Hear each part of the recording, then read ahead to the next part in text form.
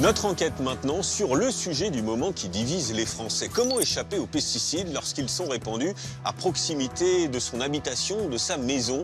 Le sujet fait polémique, vous le savez, car les pesticides seraient très volatiles. Une centaine de maires a pris des arrêtés pour limiter l'épandage sur leur territoire et ça fait beaucoup de bruit. Alors question, ces produits chimiques seraient-ils dangereux pour la santé quand ils sont utilisés à proximité de chez soi? Y a-t-il des distances de sécurité à respecter? Eh bien, les équipes de Tout compte fait ont réalisé des tests inédits auprès des habitants. Nous allons pour vous démêler le vrai du faux. C'est une enquête signée Stéphanie Bergeron.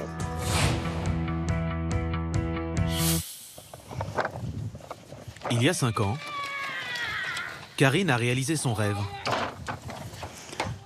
Cette mère de famille de 43 ans a quitté la banlieue parisienne, sa pollution et sa vie frénétique, pour s'installer dans le Vexin. Attention, attention, Merlin, non. Au calme et surtout au vert. Voilà le livre de avant-après. À la ville et à la campagne. Ça, c'est Courbevoie. La vue, c'était la Défense et c'est du béton, surtout. Ouais. Pouvoir voir plus loin et du vert, c'était cool. Ouais. Mais ce n'est pas resté cool très longtemps. Quelques semaines après son arrivée, en allant faire un tour au fond de son jardin, Karine a pris conscience d'un gros problème. Voilà, le champ est là. Juste là. J'ai 2 voisins de champ. Ce problème, elle l'a filmé. Voilà, la preuve par l'image. Son voisin traite ses cultures aux pesticides. Selon elle, parfois plusieurs fois par semaine. Et même quand il y a du vent, alors que c'est interdit. À partir du moment où on voit les feuilles des arbres bouger, ça veut dire que là, monsieur là-bas dans son champ, il n'est pas dans les clous. Cela fait 5 ans que ça dure. Et Karine en a assez. Dès que les machines arrivent, moi je rentre mes enfants, on rentre direct dans la maison. Ouais. Et quand il y a des gènes, c'est quoi exactement? Bah, ça prend là, les fois, ça prend la gorge, le nez, enfin ça pique quoi. On sent qu'il y a un truc... Il y a un truc pas normal. Ouais, ça me met en colère parce que souvent, ce qui se passe dans ces cas-là, c'est que on connaît les effets des années après et on se dit oh, bah, tiens, on aurait dû faire quelque chose en fait. Il y a quoi en fait dans votre cabane? Il y a 6 mois, Karine est entrée en résistance. Elle a créé cette pétition pour s'opposer à l'épandage de pesticides dans sa commune. 500 personnes l'ont signée et ça lui a valu une surprise. Déposée par ses voisins agriculteurs devant chez elle. Ça, c'est un cadeau de la FNSEA. C'est quoi? Expliquez-moi.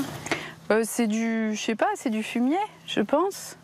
Parce que le cadeau, il reste là, je sais pas combien de temps il va rester. Bon, on fait avec. Hein. Ça sent pas bon. Malgré cette tentative d'intimidation, Karine a continué le combat. Comme elle, des milliers de citoyens français, souvent aidés par leurs élus, sont partis en guerre contre les pesticides.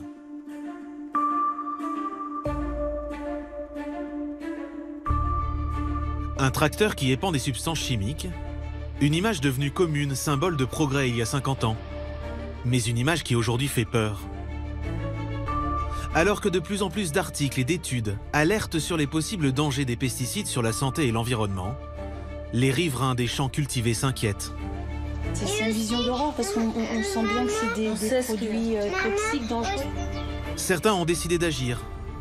Dans toute la France, plus de 100 maires ont pris des arrêtés interdisant l'utilisation de pesticides à proximité des habitations, provoquant la colère et l'incompréhension des agriculteurs. Les maires, moi je pense qu'ils deviennent fous. Pour alimenter le débat, nous avons analysé les cheveux de plusieurs personnes vivant près des cultures. On met dans l'enveloppe. Les résultats sont inquiétants. Alors, riverains contre agriculteurs, la guerre des pesticides aura-t-elle lieu ?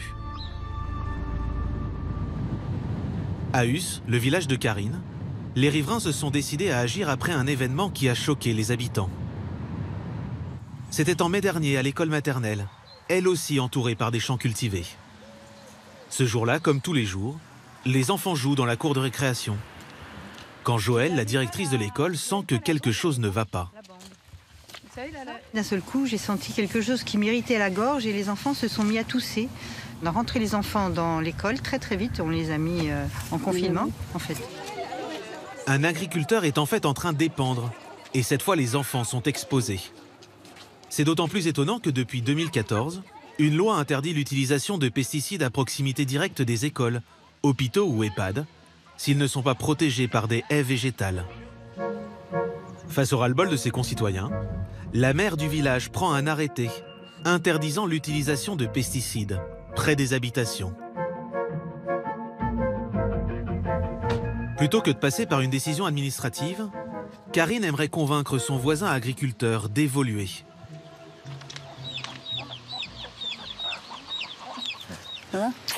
Aujourd'hui, elle va voir Godefroy, alors que c'est l'un de ceux qui ont déposé du fumier devant chez elle. Ça monte jusqu'à 12 quand même. Ouais, ça en fait pas mal. Par rancunière, elle n'a pas non plus envie de se mettre à dos son voisin. Mais va-t-elle réussir à le convaincre? Ta cachette secrète, Godefroy. Godefroy, lui, est persuadé qu'il ne fait rien de mal. Il décide de jouer la transparence et emmène Karine dans sa cabane à pesticides. Ah ouais. Substance dangereuse, c'est marqué. C'est là les produits là? Ça, c'est une étiquette de Ah, Roundup. glyphosate. Ah ouais. C'est pas impressionnant, hein. Non. Ils ont oublié de mettre la tête de mort. Et ils les mettent plus? Il n'y a jamais eu de tête de mort. Ah oui, c'est ça. C'est des images qui ont été détournées où ils ont mis une tête de mort. Qu'est-ce qu'ils disaient ça l'autre jour? Mais c'est marrant, le glyphosate, c'est pas écrit qu'on peut pas le boire? Si, aucun produit, on peut les boire. Mais là-dessus... Godefroy minore le danger. Bon, tenir hors de portée des enfants, ça va. Ce qu'il ne dit pas à Karine, c'est que le glyphosate a été classé comme cancérogène probable par l'OMS. Respecter les zones de 5 mètres pour protéger... Ah ouais, c'est fou quand même. C'est pas... Ça fait pas du tout dangereux en fait. Et ce n'est pas le seul pesticide utilisé par l'agriculteur. Dans sa cabane, des herbicides, fongicides, insecticides. Pour les manipuler, Godefroy est obligé d'enfiler une combinaison, un masque et des gants. Pourtant, il continue de les banaliser. Ce schéma-là et ce schéma-là, par exemple, je les ai sur mon détergent pour le canard WC. Je vous dis, j'ai ces deux-là, par exemple. La particularité, je pense quand même de ça, c'est qu'ils n'ont pas mis du sambon à la lavande dedans. Dire qu'il n'y a pas de risque, je ne le dirais pas. Dire que...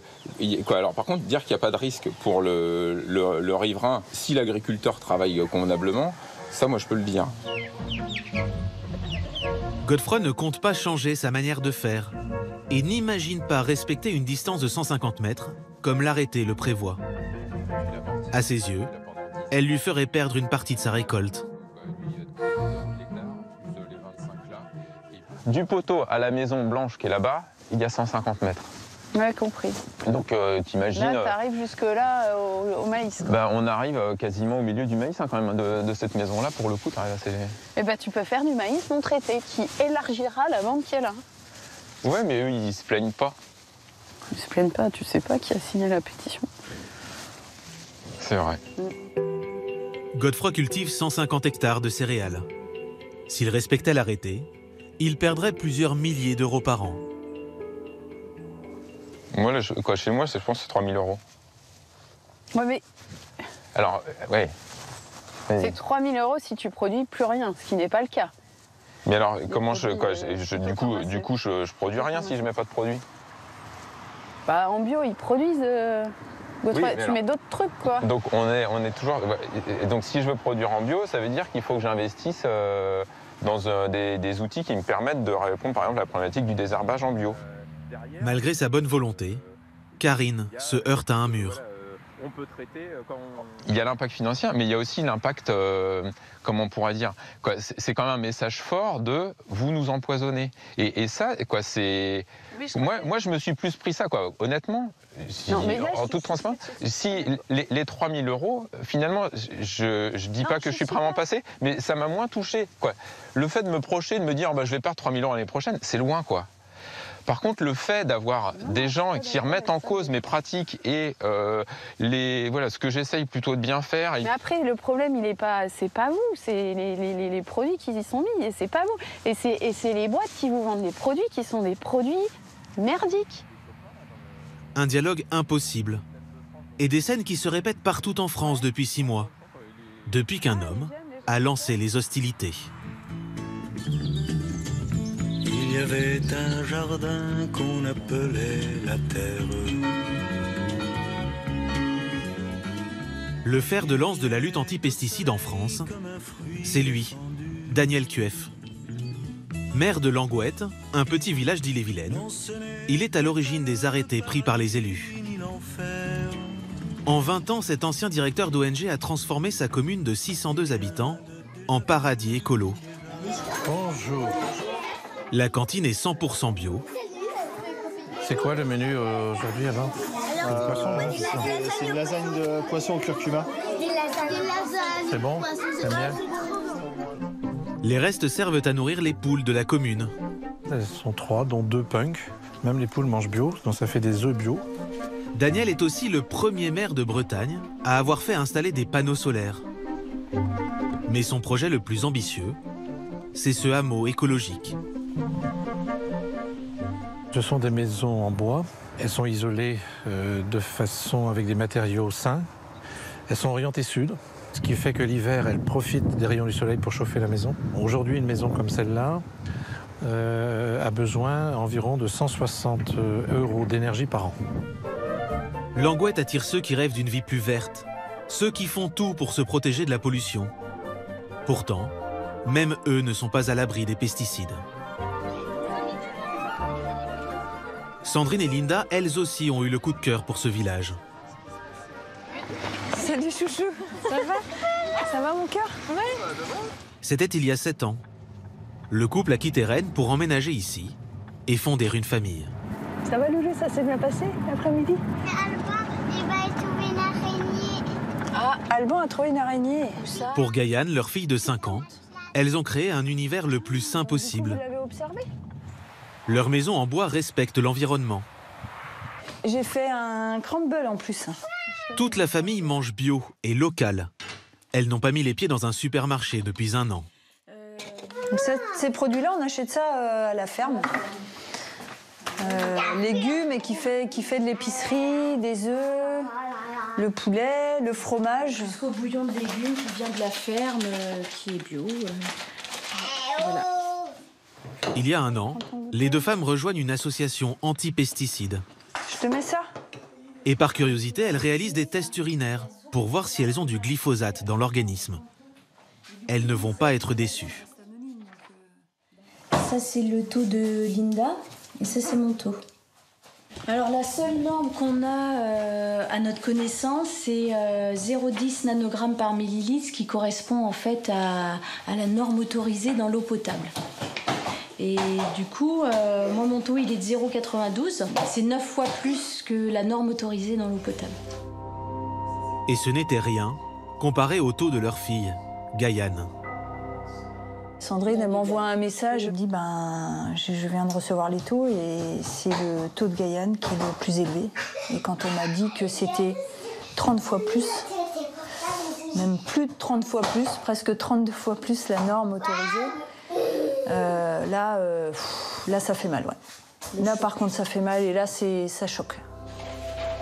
Au même moment, encouragés par Linda et Sandrine, 33 autres habitants réalisent le même test. Tous ont du glyphosate dans l'organisme. Car c'est le paradoxe de Langouette. Le village est très écolo, mais les cultures autour beaucoup moins. 90% des 600 hectares sont traités aux pesticides. Pour Daniel, le maire, qui met tout en œuvre pour protéger ses habitants, la découverte de ces résultats a fait déborder le vase. Je vais prendre les cartes que j'ai reçues là. Le 18 mai dernier, il est le premier édile à prendre un arrêté anti-pesticides. C'est clair, l'utilisation de produits pharmaceutiques est interdite sur le territoire de la commune à une distance inférieure à 150 mètres de toute parcelle cadastrale comprenant un bâtiment à usage d'habitation ou professionnel. Je me suis dit qu'il fallait que dans cette situation-là, j'ai un rôle de shérif. Sauf que le vrai shérif, la préfète, annule son arrêté au prétexte qu'un maire n'a pas le droit de prendre une telle décision. Trop tard, la nouvelle s'est déjà répandue. Daniel Kueff et son arrêté sont devenus célèbres. On classe ça par département. Hauts-de-France, PACA, en Bretagne évidemment. Bretagne, c'est les plus gros quand même. Il a reçu des milliers de messages de soutien. Monsieur le maire, je vous adresse l'expression de mon admiration. C'est quand même quelque chose. C'est encourageant. Votre démarche est pleine de bon sens. C'est gentil. Monsieur le maire, ne lâchez pas. Et c'est tous les jours comme ça. Encore plus inattendu, des dizaines de maires lui ont emboîté le pas. C'est un phénomène qui se retourne contre ceux qui se moquaient de nous en disant qu'on représentait 0,00% des maires et 0,0000% de la population. Quand il y a Paris qui vous rejoint, Nantes, Lille, Grenoble, Clermont-Ferrand, Malakoff, Sceaux, ça dépasse les 7 millions d'habitants aujourd'hui. Donc c'est plus tout à fait le même chiffre. Malgré les ordres de la préfecture, Daniel a maintenu son arrêté. Et il a fait bien plus. Il est parti en croisade. Ce matin-là, il arrive au congrès des maires ruraux dans le Nord. À quelques centaines de mètres, des agriculteurs en colère manifestent et mettent la pression sur les élus. Mais Daniel est bien décidé à prêcher la bonne parole et convaincre un nombre encore plus important de collègues.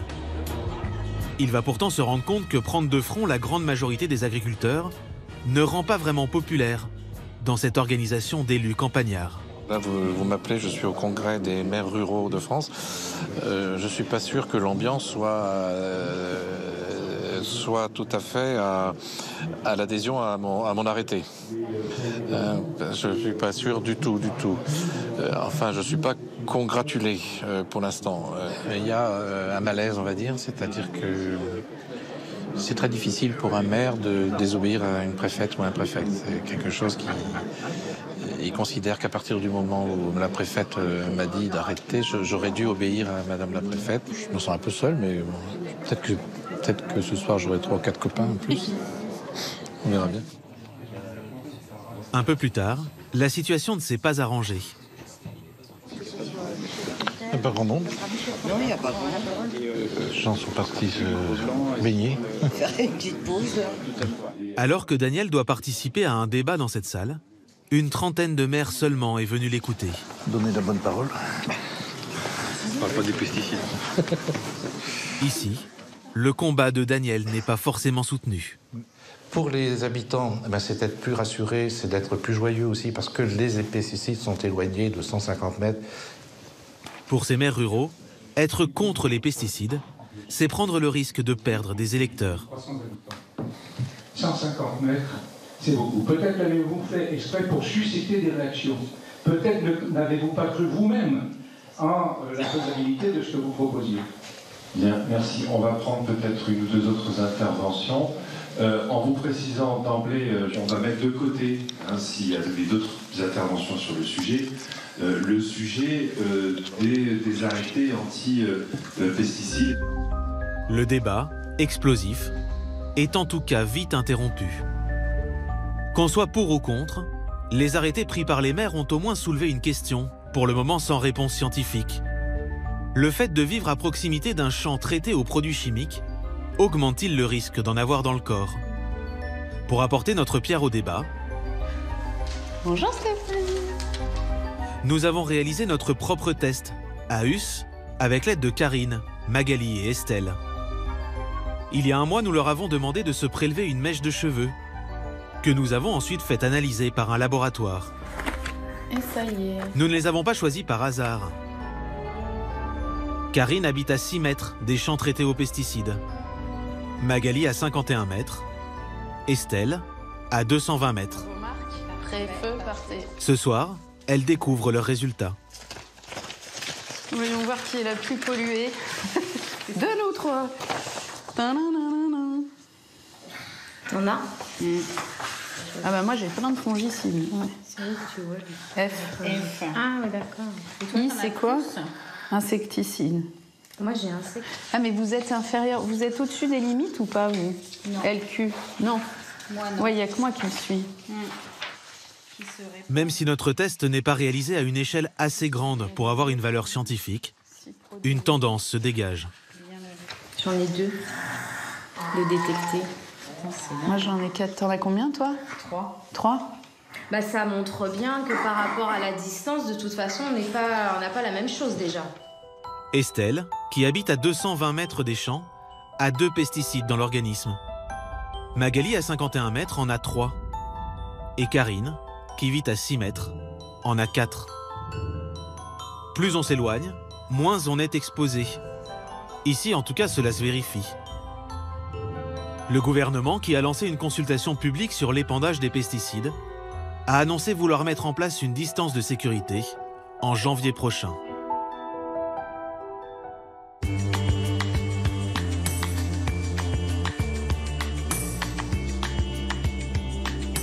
Voilà pour cette enquête sur un sujet hautement sensible en ce moment entre citoyens, consommateurs et agriculteurs aussi, on les comprend.